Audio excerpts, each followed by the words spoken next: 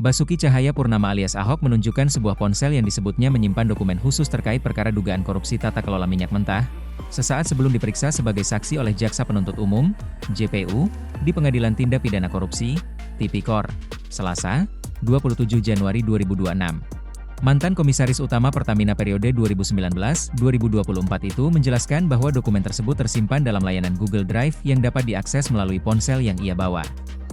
Momen tersebut terjadi ketika Ahok pertama kali tiba di Pengadilan Negeri Tipikor Jakarta sekitar pukul 9.01 waktu Indonesia Barat, meski tidak banyak memberikan pernyataan kepada awak media.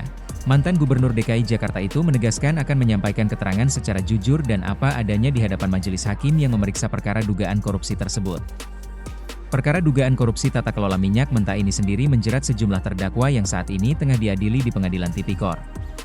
Mereka diantaranya Beneficial Owner PT Orbit Terminal Merak, Muhammad Keri Adrianto Riza, Direktur Utama PT Pertamina International Shipping, Yoki Firnandi, serta VP Feedstock Management PT Kilang Pertamina Internasional, Agus Purwono. Selain itu, perkara ini juga melibatkan Komisaris PT Navigator Katulistiwa sekaligus Komisaris PT Jenggala Maritim, Dimas Werhaspati, Komisaris PT Jenggala Maritim dan Direktur Utama PT Orbit Terminal Merak, Gading Ramadan Joedo, Direktur Utama PT Pertamina Patraniaga, Rifa Siahaan, Direktur Feedstock and Product Optimization PT Kilang Pertamina Internasional. Sani Dinar Saifuddin, Direktur Pemasaran Pusat dan Niaga PT Pertamina Patraniaga, Maya Kusmaya, serta VP Trading Operations PT Pertamina Patraniaga, Edward Corne. Jaksa menyebut, rangkaian perbuatan para terdakwa dan tersangka dalam sejumlah proyek dan pengadaan yang dilakukan secara terpisah telah menyebabkan kerugian keuangan negara hingga mencapai Rp285,1 triliun. Salah satu proyek yang disorot adalah penyewaan terminal bahan bakar minyak, BBM, milik PT Orbit Terminal Merak.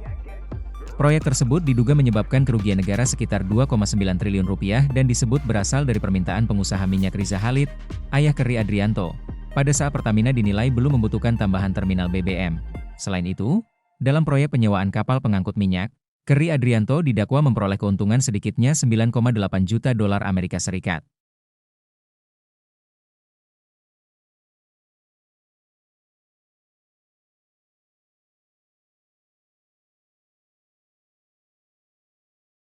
Download Tribun X sekarang, menghadirkan lokal menjadi Indonesia.